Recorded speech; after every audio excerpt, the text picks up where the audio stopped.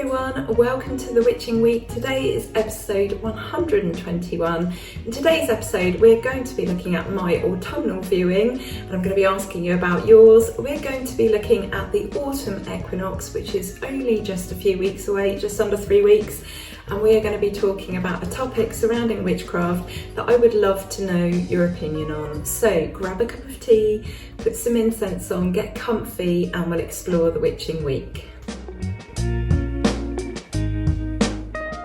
Hi everybody, welcome back. Thank you for being here, thank you for watching. I'm Ren, and every Friday we get together for a cup of tea and a chinwag. We talk about witchy things that are happening or going on. We look at the turn of the wheel, the change of the seasons, and whatever else comes up. So thank you so much for being here. Welcome if you're new to the channel, and if you're a regular watcher, welcome back. We've not been here for a few weeks because it's been the summer holidays. Everyone is back to school and back to work now. The summer holidays in the UK are officially over. I know there are some children still starting up on Monday and the beginning of next week, but on the whole, everyone is back to their old and usual routines, which personally I'm absolutely over the moon about. So before we do anything else, let's look at tea and incense, what I'm using today.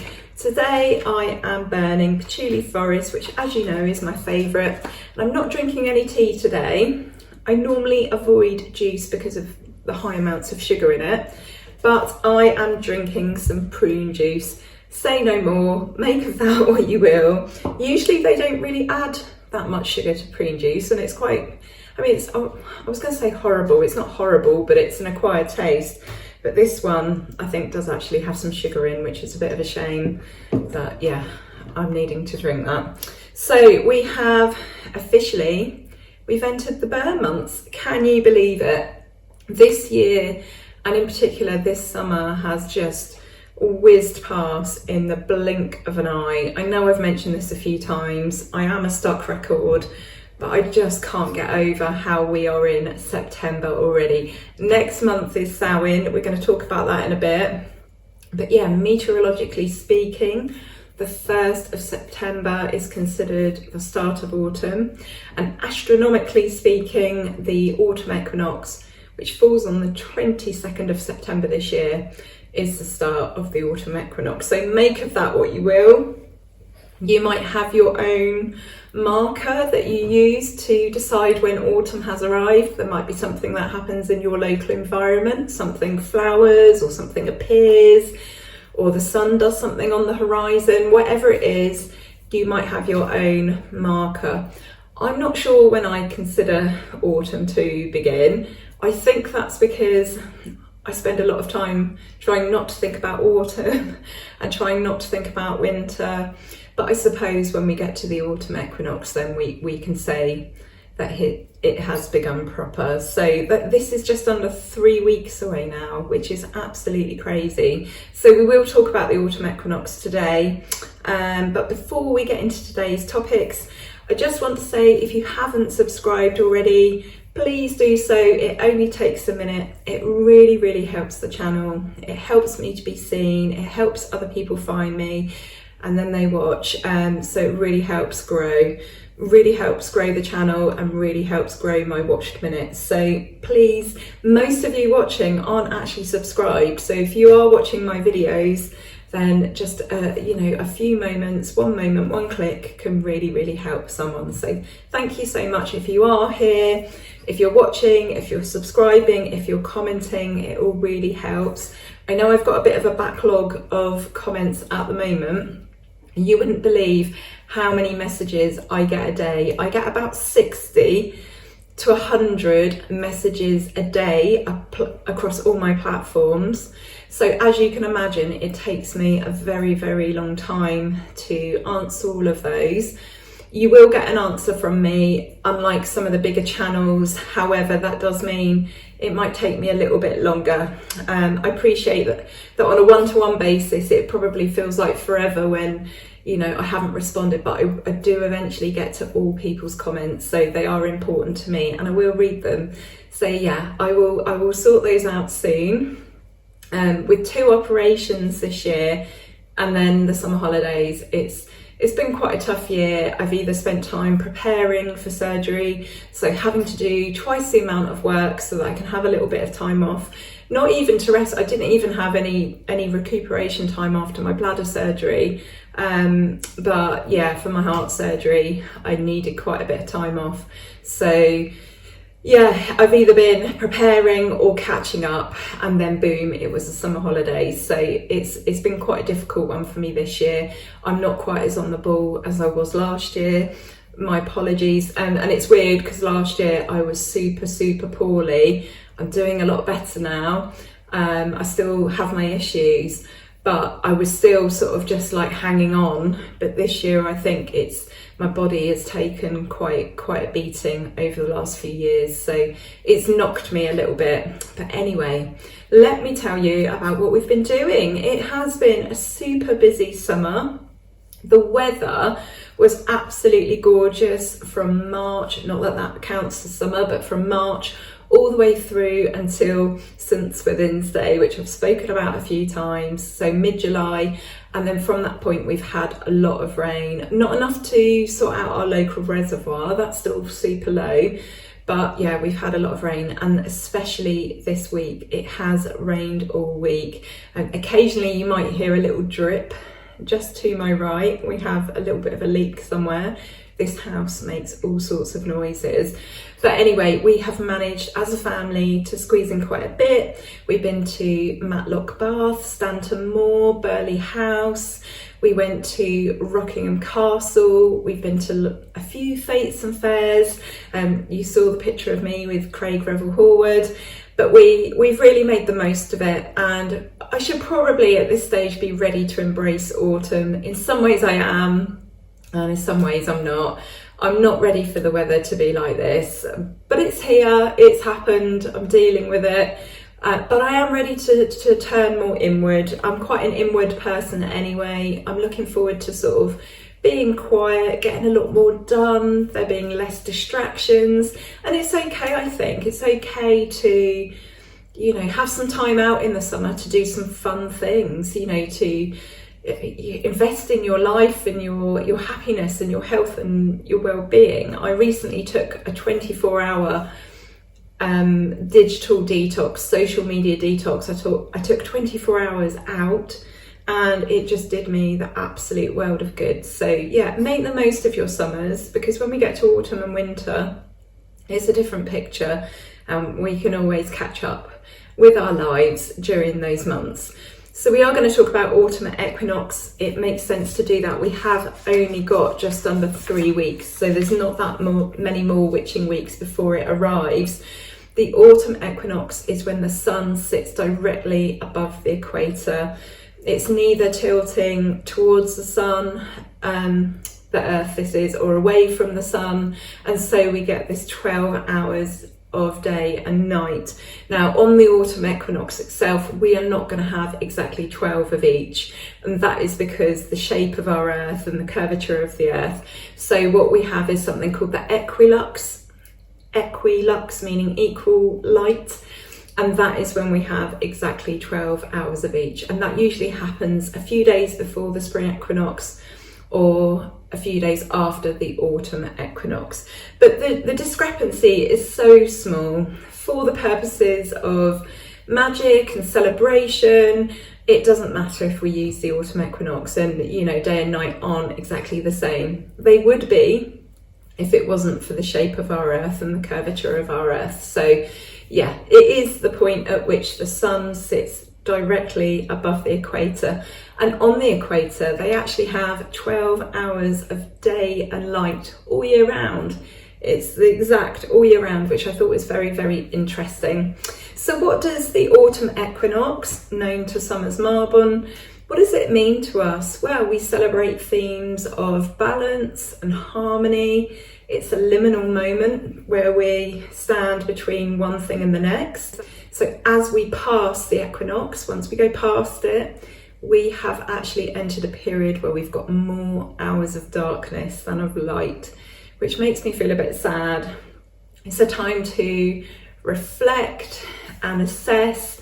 It's a time of sort of introspection and being inward, whereas the spring equinox, which encounters exactly the same thing, that's a time of reflection, but we're looking to become more outward because the days will get longer at that point. It's a time when we think about change and the fact that change is the only constant thing in life, and we think about uniting our opposing sides within ourselves so that we can cope with this change better. We look at themes of harvest and reaping what you've sown and what we've grown. We think about Thanksgiving. So this is the second harvest, the fruit harvest, and it focuses very much on giving thanks and gratitude. We think about aging, you know, natural cycles of life and where we're headed. So aging is a common one to think about. We think about letting go. So if you think of the leaves, the trees letting go of their leaves.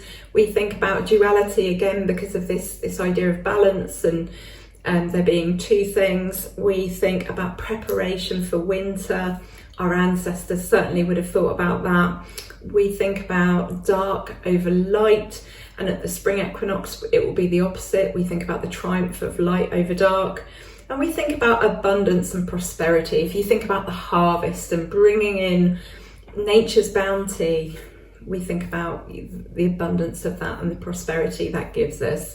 So I know that some people are getting very, very excited because of course next month is Samhain. There are 13 weeks actually between the autumn equinox and the winter solstice, with Samhain sat in the middle. So we're about to enter the first 13 weeks of darkness, and then when we get to the winter solstice, we've then got another 13 weeks until the spring equinox. So there's about 26 weeks of just darkness, although the second half, obviously the days are going to be starting to get a bit longer, because once we hit the winter solstice, the days will start to get a tiny bit longer. But yeah, we're about to enter the hardest part of the year for many, the darkest, the coldest part will come in the second half of that 26 weeks. But we are about to enter the dark proper, and the clocks will be changing in October. So that's not very far away, that's next month. While we're here, let's talk about Patreon for October. October's always a fantastic month on Patreon, and our topic this year is Samhain, witchcraft and magic. So last year we had ghost stories. This year people on Patreon actually chose Samhain, witchcraft and magic, and then next year we'll have a different topic. So we're looking at acts of magic surrounding Samhain, so letting go of the old Celtic year, connecting with ancestors. We've got several rituals and spells, we've got recipes, we've got a fun craft. We are going to be looking at spirits and ancestors. We're going to be looking at some types of magic which are considered like slightly darker, or, you know, that we leave absolutely until, you know, things get bad as a last resort. So some binding bits and bobs. Come join us. It is going to be lots of fun. I'm really excited for this one. Now is the ideal time. Join now, get used to Patreon, find your way around, catch up with all the articles and things on there, and then be ready for a whole month of Samhain goodness. I can't wait. So as it's the autumn, we have started watching a TV series. It seemed like the right thing to do in autumn. We've started watching Game of Thrones. We've watched it before.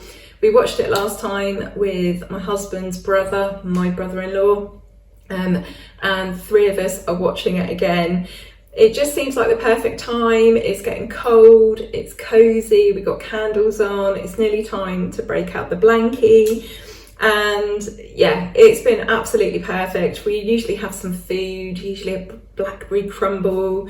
We've watched other things in other years, but it's amazing actually. It's about 14 years old now. It first aired in April 2011, and it hasn't got old, but I have remembered it differently. I've remembered it wrongly. So for example, the Red Wedding, I was convinced that was in like the second episode. It's actually more like the middle of Game of Thrones rather than at the beginning. very, very weird, but it is so good. For those of you that have never watched Game of Thrones, we put off watching it for a long time because it just sounded, I don't know, it just sounded like something we wouldn't watch, and everyone was raving about it, and we don't really do mainstream things anyway. It's been voted as being one of the best TV series of all time, and it follows the story of 9 noble families who are basically fighting for control of a mythical land called Westeros. So there are 9 very, very different families who are from different areas. They have different sigils, different mottos, different ways of approaching the way they go about things. I saw a post, I don't know at which point in the series it was written, but something about the fact that there have been 60 flashes of boobs and only 2 penises. There is a lot of boobs in it, but it's absolutely fantastic. And again, it's considered to be one of the best TV programs, up there with Breaking Bad, which I would agree. Friends, I've never really been a Friends fan. I've never really tried to watch it, to be honest, but it doesn't seem like the sort of thing I would watch, but I know people really, really love that. And then apparently a program called The Wire, and I've got no idea what The Wire is. I'll have to look that up. How many of you watch your favourite shows in the autumn? I would love to know. Do you do the same as us? Do you find something to just immerse yourself in, because it's cold outside, it's wet outside, there's not many things on to go and do? I don't know, tell me what you think. So this week I received my copy of Pagan Dawn magazine. This is free with a Pagan Federation membership. It's their journal. It is available to buy from a few outlets in the UK.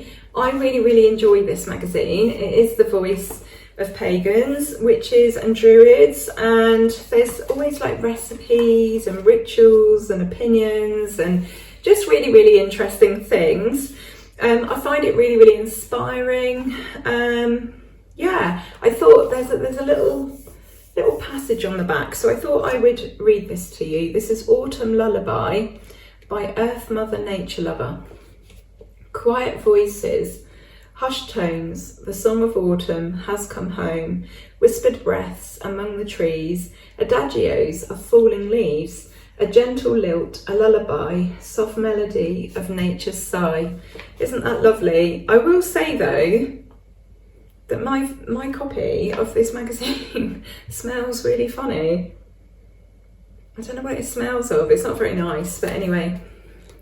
Pagan Dawn magazine. I'm really sorry, I'm really, really struggling to get a breath today.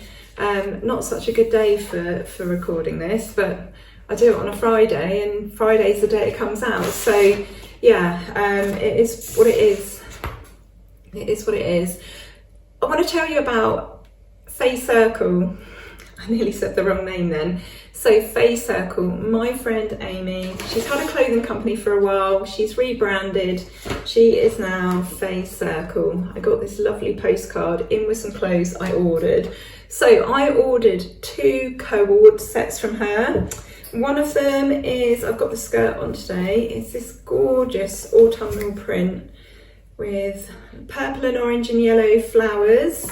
And then the other co-ord that I got looks like this. It's absolutely beautiful. It's black, brown and purple with a kind of pink, I guess. Yeah, I totally support and endorse Amy.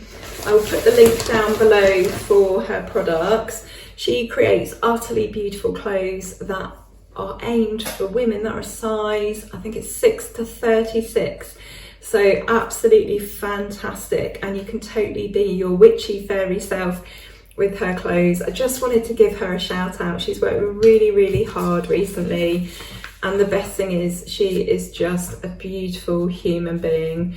I've been a bit caught out, as I've said before, and I have endorsed people in the past that turned out to be not who they said they were and didn't have good ethical business practices, whereas Amy and my friend Cassia, who owns Luanova, I told you about her clothing company, I know them, I have an idea of what goes on, and I can fully put my name behind them. So yeah, go and check out Fae Circle. So one topic I wanted to talk about today is witchcraft being a trend. What do you think? Personally, I think the arrival of aesthetic platforms such as Instagram, plus the pandemic, plus it would seem programs like Charmed and Buffy have led lots of people to becoming witches. And yeah, it means witchcraft has become very, very popular. I will say that I don't always recognise the witchcraft that I grew up with. When I think of witchcraft, I very much think of a seasonal path, Wheel of the Year, the Green Man, Harvest, Morris Men, those very sort of British traditions. Sometimes I'm seeing witchcraft as sort of black and purple and spooky and a little bit gothic, and don't get me wrong, it is those things too. I'm an absolute sucker for a witchy outfit but I do believe it's become trendy. I do think with the online world and the fact that we had loads of time out during the pandemic to just be online all the time, and I do think that we've attracted lots of people who want to do a spell for everything, want to manifest everything without being patient, you know, this instant fix culture.